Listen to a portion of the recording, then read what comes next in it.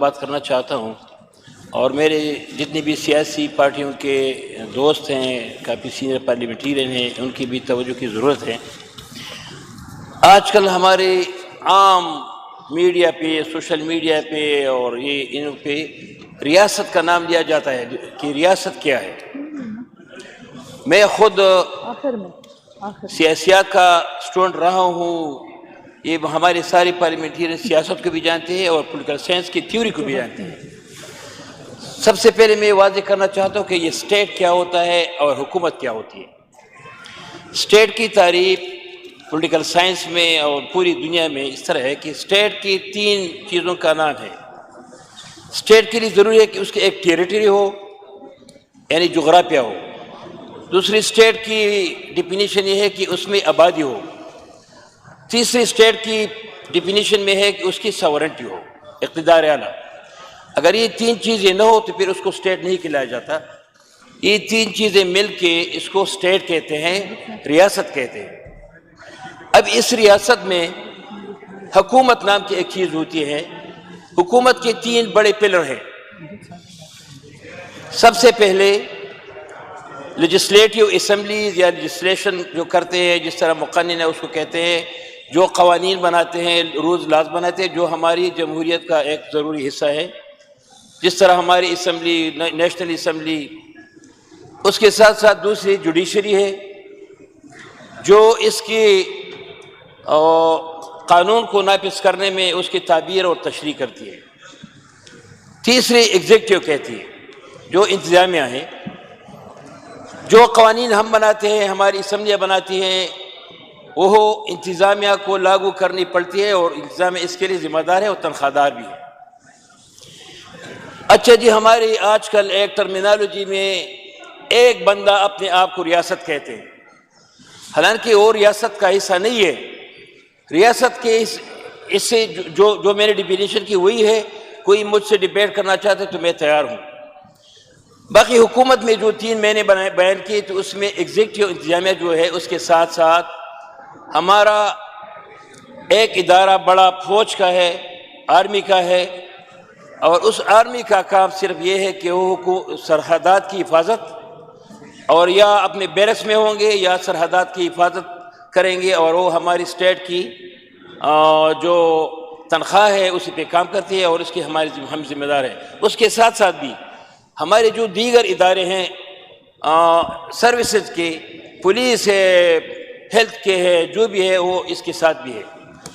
اچھا، اس کا بھی ایک ادارے کا سربراہ، جس طرح ایک پولیس کا اگر سربراہ، ایک بیوروکریسی کا اگر کوئی نمائندہ، کوئی اسپوکس پرسن اگر آ جائے اور اپنے ادارے کی وہ نمائندگی کر کے کوئی وضاحت کرے، کوئی سٹیٹمنٹ دینا چاہتے ہیں، تو اسی لہجے میں نہیں ہونا چاہیے جسی طرح ایک DGI نے حد تک امیز الفاظ سے ہمارے پاپولر لیڈر، جو پاکستان کی نہیں، اسلام کی نہیں، بلکہ پوری دنیا کی مظلوم عوام کا لیڈر ہے۔ میں آپ کو پچھلے اتوار کے ایک واقعہ سناتا ہوں۔ میں ایک شادی کی تقریب میں گیا۔ شادی حال میں تقریب تھی، ایک مسلم لیگ کا ہمارا دوست تھا، اس کے بیٹی کی شادی تھی۔ جب میں ادھر چلا گیا تو 2 چھوٹے بچے میرے ساتھ، تصویر بھی ہے، میں کنڈی صاحب کو ان کو بتا بھی سکتا ہوں۔ اس پہ ان کی شرٹ پہ لکھا تھا قیدی 804 لکھا تھا، صرف 804۔ وہ کہتے کہ میں آپ کے ساتھ تصویر کھینچنا چاہتا ہوں، تو میں نے ایک دائیں سائڈ اور ایک بائیں سائڈ پہ تصویر کھینچ لی۔ اس کا مسلم لیگ والا اور ایک جماعت علماء اسلام والا میرے ساتھ ساتھ بھی کھڑے ہو گئے۔ تو میں نے ان سے پوچھا کہ یار ان کی عمر تھی 9-10 سال، کہ آپ کی یہ تصویر میں کیا آپ مجھے جانتے ہیں؟ وہ کہتے کہ جی ہم آپ کو اور آپ کے لیڈر کو جانتے ہیں، آپ کا لیڈر جو ہے خان صاحب، ہم اس کے فالوور ہیں۔ اچھا، میں نے کہا کہ آپ فالوور کو جانتے ہیں؟ اس نے کہا کہ جی خان صاحب کی جو ہے وہ میرے دل میں ہے اور آپ ان کے نمائندے ہیں۔ میں اس لیے کہتا ہوں کہ اگر کوئی بندہ جو اس طرح حد تک امیز اور غلط الفاظ کے ساتھ ہمارے لیڈر کا اور یا ہمارے CM صاحب کا مذاق اڑاتے ہیں، تو میں ان کو شیم کے علاوہ کچھ اور نہیں کر سکتا۔ کیونکہ یہ ادارے ہمارے ہیں، یہ لوگ چلے جائیں گے تنخواہ اور پینشن لے کے پھر چلے جائیں گے، اور میرے خیال میں آج کل جو بھی ریٹائر ہوتا ہے وہ ملک سے باہر جاتا ہے۔ ہم اور ہمارے جتنے بھی سیاسی لوگ ہیں، خواہ مسلم لیگ ہو، خواہ پیپلز پارٹی ہو، خواہ جماعت اسلام ہو، خواہ جو بھی پارٹیاں ہیں، وہ ملک کے سیاست کے لیے اور لوگوں کی خدمت کے لیے اور قوانین بنانے کے لیے ہے۔ ہم تنخواہ نہیں لیتے، یہ ہمارے کچھ اگر پریویلیجز ہے تو اس کی وجہ سے ہمیں ووٹ دیتے ہیں، اور یہ 24-25 کروڑ عوام کے جو نمائندہ لوگ ہیں وہ اسی کرسی پہ بیٹھتے ہیں۔ ہمارے چیف ایگزیکٹو آف پاکستان جو ہے وہ وزیر اعظم ہوتا ہے، ہمارا کوئی دوسرا فیلڈ مارشل اس طرح کے لوگ نہیں ہوتے۔ اچھا، دوسرے ایک آخری بات کرتا ہوں، ہمارے اداروں کی جو ابھی ایک ٹرمینالوجی، ایک اعزاز دیا گیا میرے خیال میں کہ فیلڈ مارشل اور جو اس کو اور کچھ کیا کہتے ہیں اس کو، کہ ابھی اسیم منیر صاحب کے لیے کیا کیا عہدہ بنا دیا گیا۔ میرے خیال میں جو ہم نے انڈیا کے خلاف جو جنگ جیتی ہے وہ ہماری ایئر فورس نے جیتی ہے، اور خاص کر وہ ان کا جو کام تھا انہوں نے اچھی طریقے سے اور خوبصورت طریقے سے کیا ہے۔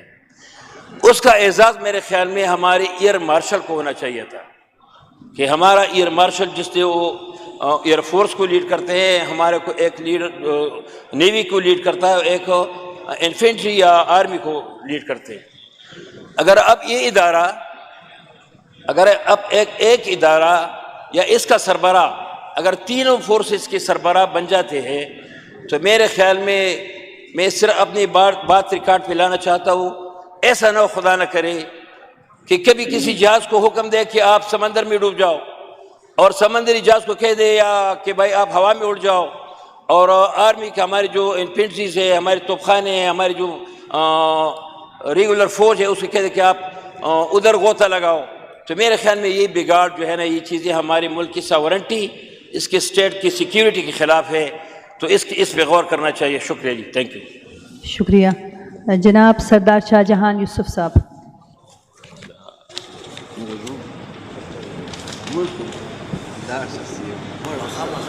شکریہ میڈم اسپیکر۔